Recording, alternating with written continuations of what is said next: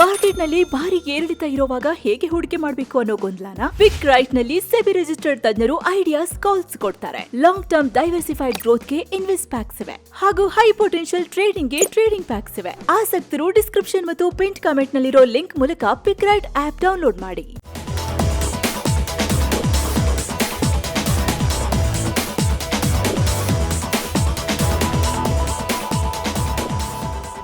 Hi friends, ಇದು ಮಸ್ತ್ಮಗ.com international bulletin ಸುತ್ತು ಜಗತ್ತು. ನಾನು ಅಮರ್ ಪ್ರಸಾದ್.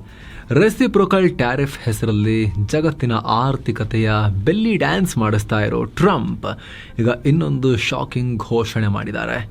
ಚೀನಾದಿಂದ ಅಮೆರಿಕಾಗೆ ರಫ್ತಾಗೋ ಚೀನಾ ವಸ್ತುಗಳ ಮೇಲೆ ಟ್ಯಾರಿಫ್ ಅನ್ನ ಇನ್ನೂ ಒಂಚೂರು ಜಾಸ್ತಿ ಅಂತ 145% ರೈಸ್ ಮಾಡಿದ್ದಾರೆ.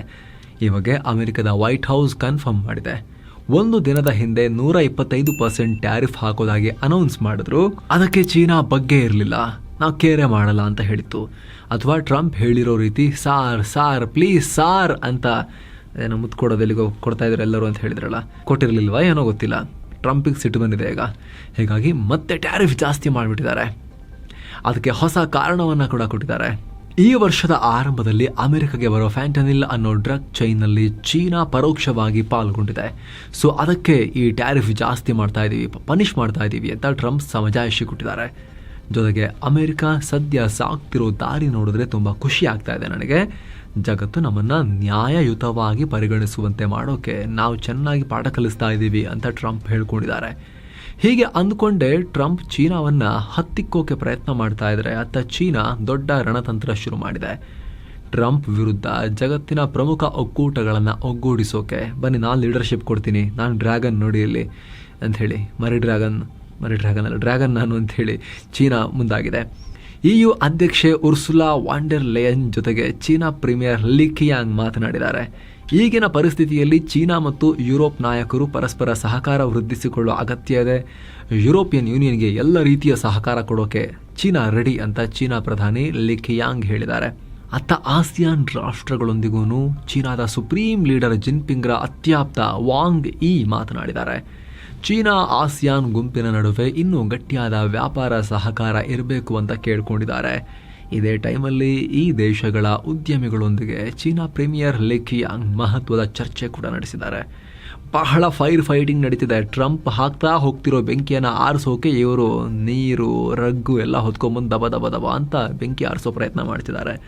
ನಿಮ್ಗೆ ಗೊತ್ತಿರಲಿ ಸ್ನೇಹಿತರೆ, ಈ ಯುರೋಪಿಯನ್ ಯೂನಿಯನ್ ಜಗತ್ತಿನ ಆಮದಿನಲ್ಲಿ 15.3% ಹಾಗೆ ರಫ್ತಲ್ಲಿ 13.7% ಪಾಲನ್ನು ಹೊಂದಿದೆ. ಹಾಗೆ ಆಸಿಯಾನ್ ಜಾಗತಿಕ ರಫ್ತಲ್ಲಿ 8.62%, ಜಾಗತಿಕ ಆಮದಲ್ಲಿ 7.43% ಪಾಲನ್ನು ಹೊಂದಿದೆ. ಏನೋ ಖುದ್ದು ಜಿನ್ಪಿಂಗ್ ಕೂಡ ಅಖಾಡಕ್ಕೆ ಇಳಿಯೋ ಸೂಚನೆಯನ್ನು ಕೊಟ್ಟಿದ್ದಾರೆ. ಆಸಿಯಾನ್ ರಾಷ್ಟ್ರಗಳಾದ ವಿಯೆಟ್ನಾಂ, ಮಲೇಷ್ಯಾ, ಕಾಂಬೋಡಿಯಾ ರಾಷ್ಟ್ರಗಳಿಗೆ 3 ದಿನಗಳ ಪ್ರವಾಸವನ್ನು ಕೈಗೊಳ್ತಾ ಇದ್ದಾರೆ. ಗಮನಿಸಬೇಕಾಗಿರೋ ಸಂಗತಿ ಅಂದರೆ ಆಸಿಯಾನ್ ರಾಷ್ಟ್ರಗಳು ಚೀನಾ ಜೊತೆಗೆ $911 ಬಿಲಿಯನ್ ವ್ಯಾಪಾರ ಮಾಡ್ತವೆ. ಚೈನಾ, ಯುರೋಪ್ $1080 ಬಿಲಿಯನ್ ವ್ಯಾಪಾರ ಮಾಡ್ತವೆ. ಇವರ ಸಂಬಂಧ ತುಂಬ ಮುಖ್ಯ. ಸೊ ಈ ನಿಟ್ಟಿನಲ್ಲಿ ಈಗ ಚೀನಾ ಅಗ್ರೆಸಿವ್ ಆಗಿ ಫೈಟಿಂಗ್ ಎಕ್ಸರ್ಸೈಸ್ ಶುರು ಮಾಡಿದೆ. ಅಷ್ಟೇ ಅಲ್ಲದೆ ಚೀನಾ ವಾಣಿಜ್ಯ ಸಚಿವಾಲಯದ ವಕ್ತಾರರಾಗಿರೋ ಹೆ ವಾಂಗ್ಶಾನ್ ಮಾತನಾಡಿ, ಪ್ರೊನೌನ್ಸಿಯೇಷನ್ ತಪ್ಪಾಗಿದ್ರೆ ದಯವಿಟ್ಟು ಕ್ಷಮಿಸಿ, ಇವರು ಮಾತನಾಡಿ ಈ ವಿಚಾರದಲ್ಲಿ ನಮ್ಮ ನಿಲುವು ಸ್ಪಷ್ಟವಾಗಿದೆ. ಅಮೆರಿಕ ಟ್ಯಾರಿಫ್ ಬಗ್ಗೆ ನಮ್ಮ ಜೊತೆಗೆ ಮಾತನಾಡೋಕೆ ಬಯಸಿದ್ರೆ ನಾವು ರೆಡಿ ಇದ್ದೀವಿ, ಆದರೆ ಪರಸ್ಪರ ಗೌರವ ಹಾಗೂ ಸಮಾನತೆಯನ್ನು ಆಧರಿಸಿ ಮಾತುಕತೆ ಮಾಡಬೇಕು ಅಂತ ಹೇಳಿದ್ದಾರೆ. ಈ ರೀತಿ ಪ್ರೆಷರ್ ಹಾಕೋದು, ಬ್ಲ್ಯಾಕ್ ಮೇಲ್ ಮಾಡೋದು ಇವೆಲ್ಲ ನಮ್ಮ ಹತ್ರ ನಡೆಯಲ್ಲ, ಇದು ಸರಿಯಾದ ದಾರಿನೂ ಅಲ್ಲ ಅಂತ ಟ್ರಂಪ್ಗೆ ಮತ್ತೆ ಎಚ್ಚರಿಕೆಯನ್ನೇ ಕೊಟ್ಟಿದ್ದಾರೆ. ಸೊ ಟ್ಯಾರಿಫ್ 150 ಗಡಿ ದಾಟಿಬಿಡುತ್ತೆ. ಹಾಗಾದರೆ ನೆಕ್ಸ್ಟ್, ಯಾಕಂದರೆ ಕಾಯ್ತಿದಾರಲ್ಲ ಟ್ರಂಪ್, ಸಾರ್ ಪ್ಲೀಸ್ ಸಾರ್ ಅಂಥೇಳಿ ರಿಕ್ವೆಸ್ಟ್ ಮಾಡಲಿ, ಡೀಲಿಗೆ ಬರಲಿ, ಅವ್ರು ಹೇಳಿದಂಗೆ ಮುತ್ತಿಕ್ಕೋದು. ಅಲ್ಲಿಗೆ ಗೊತ್ತಿಲ್ಲ ಚೀನಾ ಏನು ಮಾಡುತ್ತೆ, ಮುತ್ತಿಕ್ಕುತ್ತಾ ಅಥವಾ ಚುಚ್ಚು ಬಿಡುತ್ತಾ ನೋಡಬೇಕು. ಏನೋ ಟ್ರಂಪ್ ಮತ್ತು ಚೀನಾ ಅನ್ನೋ ಮದಗಜಗಳ ಕಿತ್ತಾಟದಿಂದ ಜಗತ್ತಿನ ಮಾರ್ಕೆಟ್ಗಳಿಗೆ ಮತ್ತೆ ಹೊಡೆತ ಬಿದ್ದಿದೆ. ಜಪಾನ್ನ ನಿಕಾಯ್ 5.46%, ಟಾಪಿಕ್ಸ್ 5.05% ಕುಸಿತ ಕಂಡಿದೆ. ಸೌತ್ ಕೊರಿಯಾದ ಕಾಸ್ಪಿ 1.55% ಕುಸಿದರೆ ಆಸ್ಟ್ರೇಲಿಯಾದ S&P ASX 200 ಇಂಡೆಕ್ಸ್ 2.5% ಕುಸಿದಿದೆ. ಗುರುವಾರ ಅಮೆರಿಕನ್ ಮಾರ್ಕೆಟ್ ಕೂಡ ಲಾಸ್ನಲ್ಲೇ ಎಂಡ್ ಆಗಿದೆ. ಅಮೆರಿಕದ S&P 500 ಇಂಡೆಕ್ಸ್ 3.46% ಡೌನ್ ಆಗಿತ್ತು. ನ್ಯಾಸ್ಡ್ಯಾಕ್ 4.31% ಪತನ.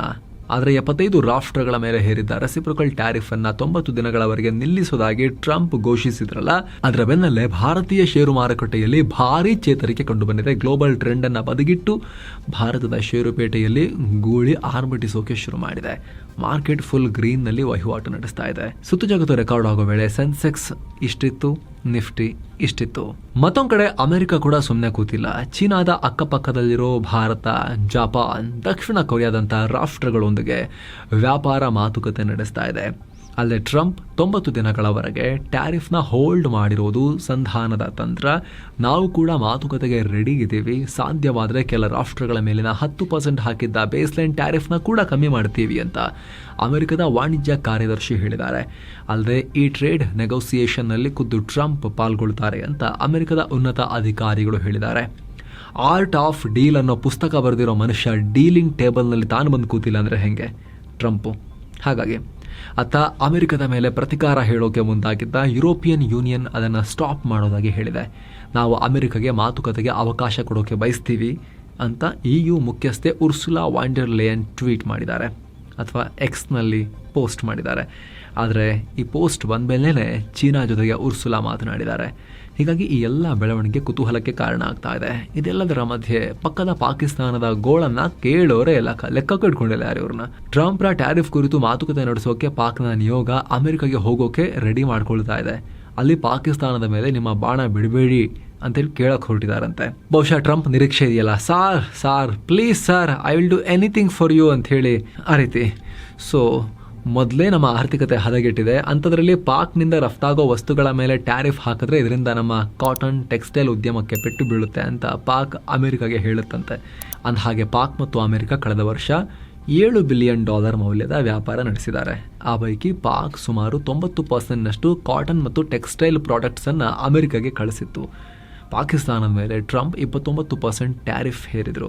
ಆದರೆ ಈಗ 90 ದಿನಗಳ ಪಾಸ್ ಪಟ್ಟಿಯಲ್ಲಿ ಪಾಕಿಸ್ತಾನ ಕೂಡ ಇದೆ. ಸೊ ಶಾಶ್ವತವಾಗಿ ಹಾಗೆ ನಮ್ಮ ಮೇಲೆ ಕೃಪೆ ತೋರಿ ಟ್ಯಾರಿಫ್ ಮತ್ತೆ ಹಾಕಬೇಡಿ ಅಂತ ಟ್ರಂಪ್ ಬಳಿ ಅರ್ಜಿ ಹಾಕೋಕೆ ಪಾಕ್ ನಿಯೋಗ ಮುಂದಾಗಿದೆ. ಮತ್ತೊಂದು ಕಡೆ ಟ್ರಂಪ್ 1944ರ ಟೆಕ್ಸಸ್ ನೀರಿನ ಒಪ್ಪಂದವನ್ನು ಮೆಕ್ಸಿಕೋ ಉಲ್ಲಂಘನೆ ಮಾಡಿದೆ. ಇದು ಹೀಗೆ ಮುಂದುವರೆದರೆ ಅದರ ಮೇಲೆ ಹೆಚ್ಚಿನ ಟ್ಯಾರಿಫ್ ಹಾಗೂ ಸ್ಯಾಂಕ್ಷನ್ಗಳನ್ನು ಹಾಕಬೇಕಾಗತ್ತೆ ಅಂತ ವಾರ್ನಿಂಗ್ ಕೊಟ್ಟಿದ್ದಾರೆ. 1944ರಲ್ಲಿ ಮೆಕ್ಸಿಕೋ ಜೊತೆಗೆ ಅಮೆರಿಕ ಮಾಡಿಕೊಂಡ ಒಪ್ಪಂದಗಳ ಪ್ರಕಾರ ಮೆಕ್ಸಿಕೋದ ರಯೋ ಗ್ರ್ಯಾಂಡೆಯ ಡ್ಯಾಮ್ನಿಂದ ಅಮೆರಿಕಾಗೆ ನೀರು ಬಿಡಬೇಕು. ಆದರೆ ಮೆಕ್ಸಿಕೋ ಅದನ್ನು ಮಾಡ್ತಾ ಇಲ್ಲ ಅಂತ ಟ್ರಂಪ್ ನೀರಿನ ವಿವಾದವನ್ನ ಕೂಡ ಎತ್ಕೊಂಡು ಗಲಾಟೆ ಮಾಡೋಕೆ ಶುರು ಮಾಡಿದ್ದಾರೆ. ಈಗ ಗಾಜಾ ಮೇಲೆ ಇಸ್ರೇಲ್ ಮಾಡ್ತಿರೋ ದಾಳಿಗೆ ಪಾಕಿಸ್ತಾನದಾದ್ಯಂತ ಪ್ರತಿಭಟನೆ ಭುಗಿಲೆದ್ದಿದೆ. ಇಸ್ರೇಲ್ ಮೇಲಿನ ಕೋಪಕ್ಕೆ ಜನ ಅವ್ರ ದೇಶವನ್ನೇ ಪುಡಿಗಡ್ತಾ ಇದ್ದಾರೆ. ಅಮೆರಿಕದ KFC ಸೇರಿದ ಹಾಗೆ ಹಲವು ಫಾಸ್ಟ್ ಫುಡ್ ಸೆಂಟರ್ಗಳ ಮೇಲೆ ದಾಳಿ ಮಾಡಲಾಗಿದೆ ಪಾಕಿಸ್ತಾನದಲ್ಲಿ. ಮೊದಲೇ ಇನ್ವೆಸ್ಟ್ಮೆಂಟ್ ಇಲ್ಲ, ಯಾರು ವಿದೇಶಿಯರು ಹೂಡಿಕೆ ಮಾಡಲ್ಲ ಅಂಥೇಳಿ ಬಾಯಿ ಕಳ್ಕೊಂಡಿದ್ದಾರೆ.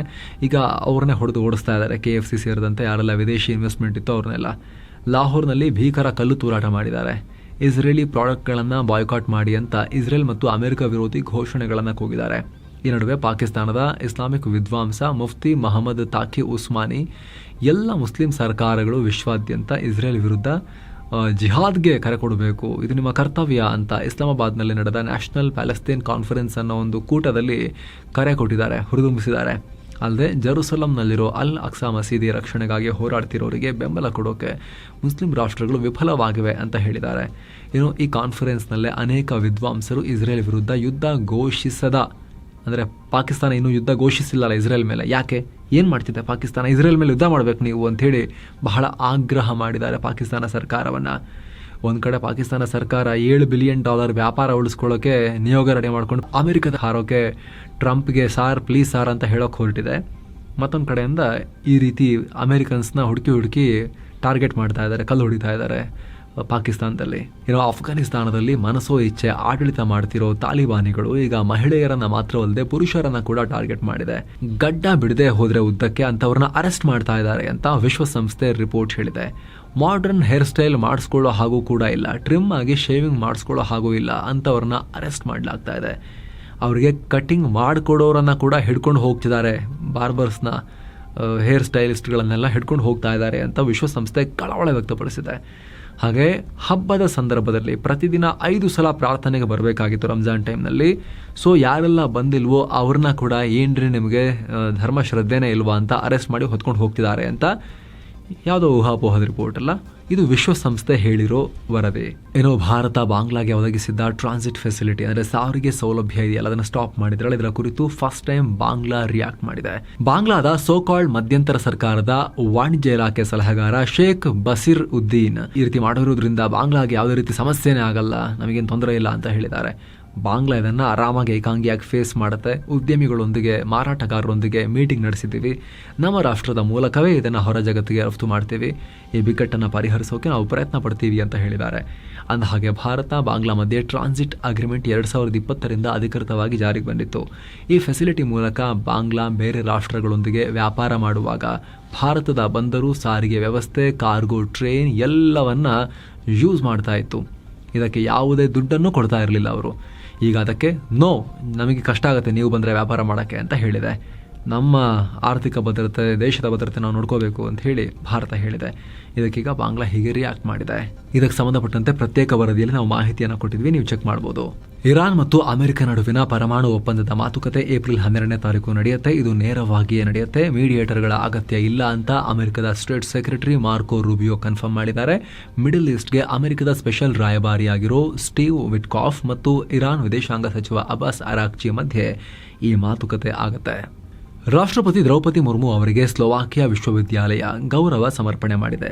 ಸ್ಲೋವಾಕಿಯಾದ ಕಾನ್ಸ್ಟಂಟಿನ್ ಫಿಲಾಸಫರ್ ಯೂನಿವರ್ಸಿಟಿ ಗೌರವ ಡಾಕ್ಟರೇಟ್ ನೀಡಿದೆ. ಸಾಮಾಜಿಕ ಸೇವೆ, ಮಹಿಳಾ ಸಬಲೀಕರಣ, ಶಿಕ್ಷಣಕ್ಕೆ ನೀಡಿದ ಕೊಡುಗೆಯನ್ನು ಗುರುತಿಸಿ ಈ ಗೌರವ ಡಾಕ್ಟರೇಟ್ ಕೊಡಲಾಗಿದೆ ಅಂತ ಯೂನಿವರ್ಸಿಟಿ ಹೇಳಿದೆ. ಅಂದಹಾಗೆ ಮುರ್ಮು ಅವರು 4 ದಿನಗಳ ಅವಧಿಗೆ ಪೋರ್ಚುಗಲ್ ಮತ್ತು ಸ್ಲೋವಾಕಿಯಾಗೆ ಪ್ರವಾಸ ಕೈಗೊಂಡಿದ್ರು. ಮತ್ತೊಂದು ಕಡೆ ಪಿಎಂ ನರೇಂದ್ರ ಮೋದಿ ಚೀನಾದ ಪ್ರೊಫೆಸರ್ ವಾಂಗ್ ಝಿಚೆಂಗ್ ಅವರಿಗೆ ಪತ್ರ ಬರೆದಿದ್ದಾರೆ.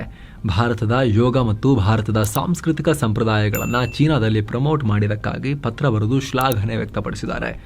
ಈ ವಾಂಗ್ ಝಿಚೆಂಗ್ ಭಾರತದ ಭಗವದ್ಗೀತೆ, ಪತಂಜಲಿ ಯೋಗ ಸೂತ್ರ ಸೇರಿದ ಹಾಗೆ ಹಲವು ಪ್ರಾಚೀನ ಪುಸ್ತಕಗಳನ್ನು ಚೀನಿ ಭಾಷೆಗೆ ಟ್ರಾನ್ಸ್ಲೇಟ್ ಮಾಡಿದ್ದಾರೆ. ಏನೋ ಅಮೆರಿಕದಲ್ಲಿ ಹೆಲಿಕಾಪ್ಟರ್ ಒಂದು ಪತನ ಆಗಿದೆ. ಪರಿಣಾಮ 5 ಸ್ಪೇನ್ ಪ್ರವಾಸಿಗರು ಸೇರಿ ಒಬ್ಬರು ಪೈಲಟ್ ಅಂದ್ರೆ ಒಟ್ಟು 6 ಜನ ಪ್ರಾಣ ಕಳ್ಕೊಂಡಿದ್ದಾರೆ. ಇನ್ನು ಕ್ರಾಶ್ ಆಗ್ತಿದ್ದ ಹಾಗೆ ಹೆಲಿಕಾಪ್ಟರ್ ನದಿಯೊಳಗೆ ಬಿದ್ದು ಹೋಗಿದೆ. ಈ ವಿಡಿಯೋ ಸಿಕ್ಕಾಪಟ್ಟೆ ವೈರಲ್ ಆಗಿದೆ. ಸೊ ಫ್ರೆಂಡ್ಸ್, ಇದಾಗಿತ್ತು ಇವತ್ತಿನ ಜಗತ್ತಿನ ಸುತ್ತಾಟ. ಮತ್ತೆ ಭೇಟಿ ಆಗ್ತಿರೋಣ. ನಮಸ್ತೆ.